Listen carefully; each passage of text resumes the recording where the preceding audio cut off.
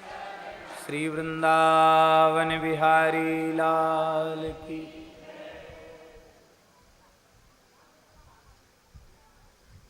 श्रीमद् भागवत में कल 24 अवतारों का स्मरण किया जा चुका है। व्यास जी के अवतरण का प्रसंग आया है और व्यास जी ने देवर्षि श्री नारद जी के मुखारविंद से नारद जी के पूर्व जन्म के चरित्र का श्रवण करके भागवत धर्म की महिमा को समझा है और यह निश्चय किया है बिना भागवत धर्म के आश्रय के जीवों का कल्याण संभव नहीं। देखो महाराज जी, भागवत धर्म में आरूढ़ हो जाने के बाद, आचार्य कृपा गुरु कृपा से भगवत कृपा से उसका रहस्य ज्ञात हो जाने के बाद फिर अन्य पुराण ग्रंथ पढ़ेगा तो भ्रम उत्पन्न नहीं होगा। किंतु भागवत धर्म को जाना नहीं, पहचाना नहीं, स्वीकार नहीं किया और उस भागवत धर्म के संस्कार के बिना यदि कोई अन्य ग्रंथ पढ़ेगा तो अंतःकरण तो शुद्ध हुआ नहीं है। तो शुद्ध अंतःकरण न होने के कारण वहां की जो जैसी तैसी चीजें हैं उनको तो वो ग्रहण कर लेगा, जो उसमें छिपा हुआ रहस्य है भक्ति का उसे ग्रहण नहीं करेगा। जैसे हम उदाहरण दें, महाभारत अपने आप में दिव्य ग्रंथ है, पंचम वेद है, सनातन संस्कृति का ही नहीं, इस सृष्टि में ऐसा ग्रंथ न हुआ न है न होगा। धर्म के सर्वांगीण स्वरूप को समझने के लिए महाभारत से अधिक उपयुक्त कोई ग्रंथ नहीं है। और भागवत धर्म की बात भी बहुत बार बार आई है। गीता महाभारत के भीतर ही तो है। सारे स्तोत्र श्री कृष्ण की इतनी महिमा का प्रतिपादन है, क्या कहना वाला। भक्तों की महिमा का, संतों की महिमा का इतना प्रतिपादन है, नहीं कहा जा सकता। गाय की महिमा का बहुत प्रतिपादन है, लेकिन जब चित्त शुद्ध नहीं होगा तो इन प्रकरणों पर तो ध्यान जाएगा नहीं। ऐसे प्रकरणों पर ध्यान जाएगा जहां कूटनीति का वर्णन है। एक कणक नाम का कूटनीतिज्ञ आकर धृतराष्ट्र से कह रहा है कि धर्म अधर्म का विचार नहीं करना चाहिए।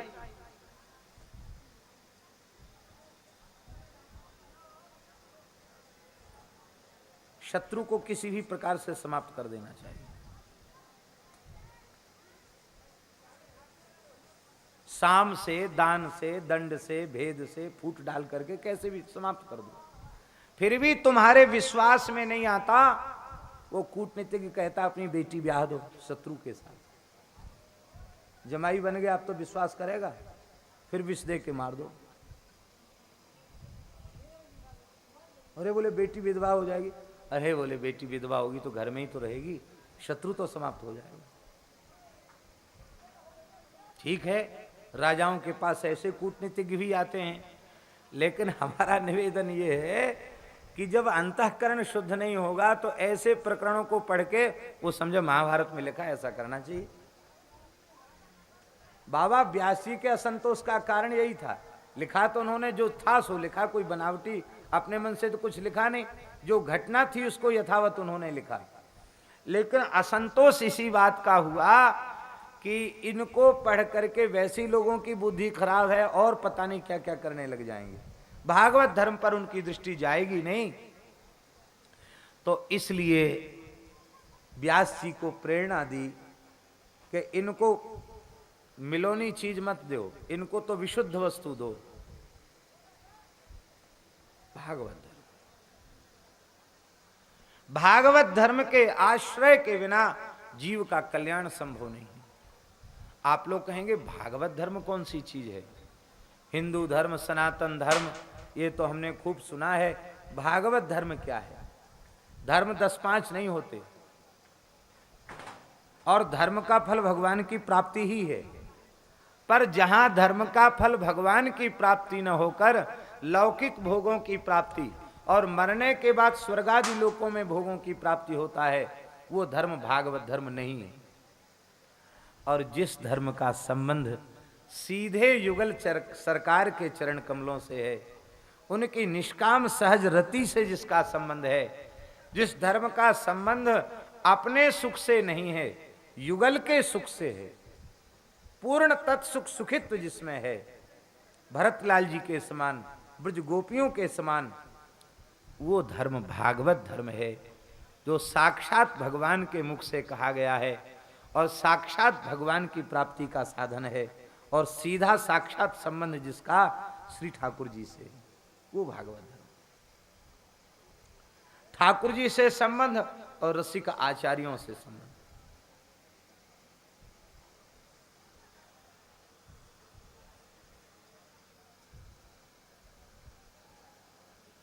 रसिकाचार्यों के चरित्र में आता है, श्री हरिवंश महाप्रभु के चरित्र में नाभाजी ने लिखा है, विधि निषेध नहीं दास अनन्य उत्कट व्रतधारी। अब कोई ठीक से न समझे तो उसको अच्छा नहीं लगेगा, ये क्या विधि निषेध नहीं दास अनन्य उत्कट व्रतधारी। लेकिन जैसे आचार्य की कक्षा में बैठे हुए विद्वान छात्र का की प्रथमा अपने आप छूट जाती है,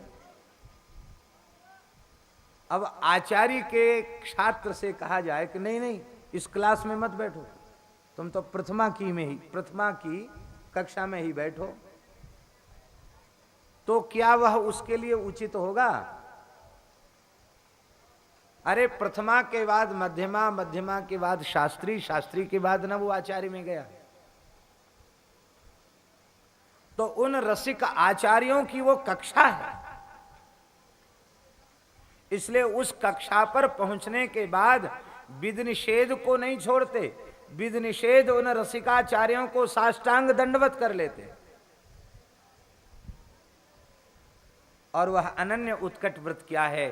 बस इनको नेह लड़ाना, इनको लाड़ लड़ाना, इनको दुलराना, बस यही उनका धर्म बन जाता है। और इस धर्म के अतिरिक्त दूसरा उनका कोई धर्म नहीं रहता। इसलिए भैया भागवत धर्म के आश्रय के बिना जीवों का कल्याण संभव नहीं है। देखो व्यास जी, मैं पूर्व जन्म में उपवरहण नाम का गंधर्व था, देवयोनि है गंधर्व की, और इतना प्रभावशाली था, इतना अधिक प्रभावशाली था कि मुझे ब्रह्मलोक तक जाने की सामर्थ्य थी। ब्रह्मलोक में भी मेरा आदर था। ब्रह्मलोक में सब देवता नहीं जा पाते। महाभारत में नारद जी ने कहा है युधिष्ठिर से कि ब्रह्मा जी के लोक का वर्णन हम तुमको करके नहीं सुना सकते। क्यों? बोले ये जो अन्य अन्य लोकों का वर्णन करके सुनाया सभाओं का, ये तो सुना दिया, वहाँ का वर्णन इसलिए नहीं कर सकते कि हर क्षण में वहाँ का सौंदर्य बदल जाता है। वहाँ की भूमि, वहाँ की दीवार, वहाँ के पर्दा, वहाँ के महल हर क्षण बदल जाते हैं, हर क्षण नवीन शोभा वहाँ की हो जाती है। तो एक जैसी रहे तब तो वर्णन करें, बार बार बदलाव आ रहा है तो क्या वर्णन करेंगे। और वो कहते हैं नारद जी कि 10,000 वर्ष तक हमने तप किया, तब हमको ब्रह्मलोक जाने का अधिकार मिला, तब हमको सभा का दर्शन हुआ। नारद जी कह रहे हैं सबको नहीं होता। ये कहता हमको वहां तक पहुंचने का अवसर मिल गया, किंतु हृदय में भगवत प्रेम न होने के कारण हमारा हृदय वासना की दुर्गंध से रहित नहीं था। और वहां के दिव्य सौंदर्य को देखकर, वहां की अप्सराओं के सौंदर्य को देख करके बुलाया तो ब्रह्मा जी ने इसलिए था कि कुछ कीर्तन करके सुनाओ, और मैं लोकगीत गाने लग गया। वहां ऐसी बुद्धि बिगड़ी, अप्सराओं को रिझाने लग गया, अपराध हो गया संतों का, और मेरा पतन हो गया। मैं धरती पर आया, द्रुमिल गोप के घर में मेरा जन्म हुआ, मेरे पिता ने गृह त्याग कर दिया, और मेरी माता ने अपने निर्वाह के लिए एक ब्राह्मण के घर में चौका बर्तन का, गौ सेवा का कार्य आरंभ कर दिया। वे ब्राह्मण बड़े संत सेवी थे। एक बार संतों की, ऋषियों की जमात आई। बाबा पूज्य पंडित जी महाराज कहा करते थे, पंडित श्री जगन्नाथ प्रसाद भक्तमाली जी महाराज, कि वो जो जमात आई थी, सतयुग की घटना है ये, वो जमात आई थी सनकादिक भगवान की जमात थी, ऐसा पंडित जी कहते थे। पंडित श्री जगन्नाथ प्रसाद भक्तमाली जी महाराज कहते थे वो सनकादिक ऋषियों की जमात थी।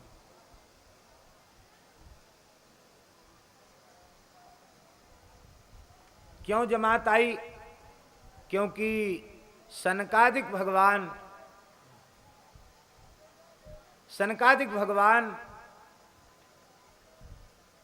भी उस सभा में विराजमान थे जिसमें नारद जी उपवरण गंधर्व के रूप में गए और अपराध बना संतों का और नीचे आना पड़ा। तो सनकादिकों के हृदय में दया आ गई, यहाँ का जीव वहाँ चला गया, चलें उसको संहार करने के लिए चलें। इसलिए सनकादिक भगवान जानकर वहाँ आए थे और ब्राह्मण ने उनको ठहराया और कहा महाराज कहीं न कहीं तो चातुर्मास आप करोगे ही। हजारों पर्णकुटियां बन गई गंगा जी के किनारे और सब ऋषि सनकादिकों की जमात चातुर्मास करने लगी। नारद जी की माता वहाँ सेवा का कार्य करती, ब्राह्मण परिवार के सहित वहाँ सेवा करते। नारद जी कहते मैं छोटा बालक ही था, लेकिन उन पूज्य ब्राह्मण देवता ने हमें आज्ञा दे दी, बेटा नारद तुम संतों की सेवा किया करो।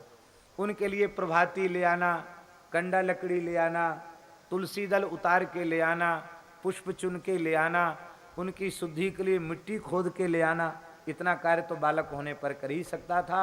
इतना कार्य करता। जब वे संत कथा कीर्तन करने लग जाते तो मैं शांत होकर के श्रवण करने लग जाता।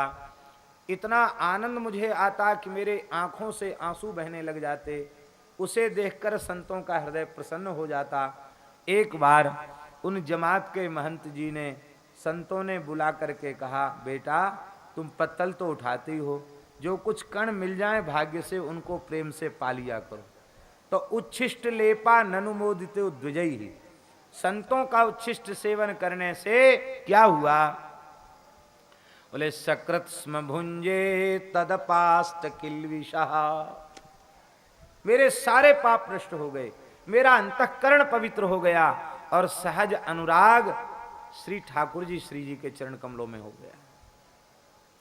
जूठा नहीं खाना चाहिए, गीता जी में मना लिखा, निषेध किया। यात यामम गत रसम पूति पर्युषितं च यत् उच्छिष्टमपि चामेध्यम तामसम परिकीर्तितम। क्यों नहीं खाना चाहिए जूठा?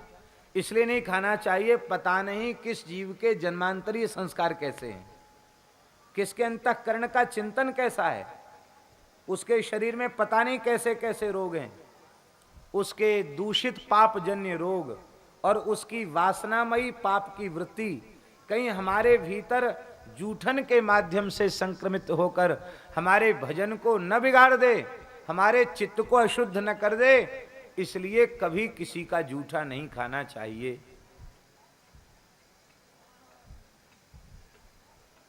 माताओं का अभ्यास होता घर में बच्चों की जूठन बटोर के खाने का, नहीं, भले ही आपका पुत्र है मत खाओ। हर जीव अपने अपने संस्कार लेकर, पता नहीं कैसे उसके संस्कार है। स्पष्ट मना है शास्त्र में जूठा खाने के लिए। बहुत छोटे बच्चे होते हैं, उनको भगवत भाव से गोद में बिठा के थाल में जिमाते, वह बात अलग है, लेकिन सावधान समझदार लोगों की जूठन खाना ये शास्त्र में मना लिखा हुआ। जूठन खाने से बुद्धि बिगड़ती है, और आज बुद्धि बिगड़ रही इसलिए कि सब जूठा खा रहे हैं एक दूसरे का। पद्धति ऐसी हो गई, थाली में छू के परोसना सब जूठा हो गया। दुकान पर खाना, होटल में खाना, सब जूठे ही तो खाते हैं। और भोजन की ऐसी पद्धति चल गई, खड़े खड़े जूता पहन करके अपने हाथ से उठा रहे हैं, खा रहे हैं, सब जूठा। जूठा खाने से बुद्धि बिगड़ती है, चित्त अशुद्ध होता है। इसलिए जूठा खाना बिल्कुल मना है, नहीं खाना चाहिए। संतों का उच्छिष्ट प्रसाद लेना चाहिए। क्यों? बोले इसलिए उनके हृदय में अब भवरोग के परमाणु नहीं है। अब तो उनके हृदय में एक एक विलक्षण रोग लगा हुआ है। मीरा की जब पीर मिटेगी, जब वैद संवलिया होए, आली में तो दर्द दीवानी मेरा, दर्द न जाने को। ये जो प्रेम का रोग उन संतों को लगा हुआ है, निरंतर अपने प्रेमास्पद प्रभु के नाम रूप गुण लीला में डूबे हुए हैं, उनको छोड़ करके दूसरा कुछ कहना नहीं, सोचना नहीं, सुनना नहीं, समझना नहीं। ऐसे भगवान के प्राण प्यारे भक्त उनका अधरामृत प्रसाद लेने से हमारी भी किंचित वृत्ति सी ठाकुर जी के चरणों में लग जाए, इस भाव से लेना चाहिए। पर संसार के भाग्यहीन लोग वैसे तो दुनिया का जूठा खाएंगे, और भक्त का चरणामृत और भक्त का उच्छिष्ट। आहा, रसिकाचार्य श्री हरिराम व्यास जी महाराज कह रहे हैं, भगतन को चरणामृत अचुवत, संतन को चरणामृत पीबत, अभिमानी जरी जात, जूठन जे न भगत की खात, तिनके बदन सदन नरकन के, जे हरि जनन घिनात, जूठन जे न भगत की खात। भेंटत सुतहि रेंट मुख लागत, भेंटत सुतहि रेंट मुख लागत, सुख पावत जड़तात।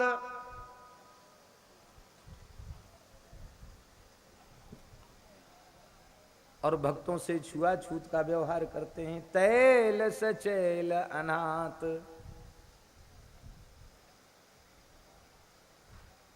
हरि भक्तन के पाछे डोलत, हरि गंगा अकुलात।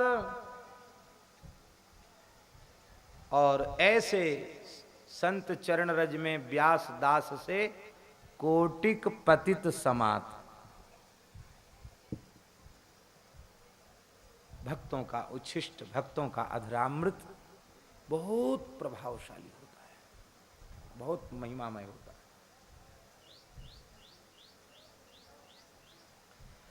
सौभाग्य से किसी भक्त का अधरामृत मिल जाए, बस आनंद हो गया। दंभी का नहीं, भक्त। जैसे कि रसिक जी ने सुनाया था कि मुंह का पान खा लो तो प्रेम आ जाएगा, वैसा नहीं। तो प्रेमी भक्त का प्रसाद वह अंतःकरण को पवित्र कर देता है। नारद जी कहते, भागवत धर्म में मेरी रुचि उत्पन्न हो गई, मैं भजन में लग गया, संतों ने कृपा करके हमको मंत्र दे दिया, ध्यान सिखा दिया, और संतों ने चातुर्मास पूर्ण किया। संत तो चले गए, और संतों के जाने के बाद मैं बहुत व्याकुल हुआ। कुछ समय के पश्चात मेरी माता भी भगवत धाम से धार गई, और मैं सब कुछ त्याग कर जंगल में चला गया। व्यास जी को सुना रहे हैं नारद जी, और वहाँ पीपल वृक्ष के नीचे बैठ कर के मंत्र का जप कर रहा था। हृदयासीन में शनैर हरि, भगवान शनैश्वरी मेरे हृदय में आकर प्रकट हो गए। ये भी दर्शन दर्शन है। ध्यान से सुने, भगवान के दर्शन कई प्रकार के होते हैं।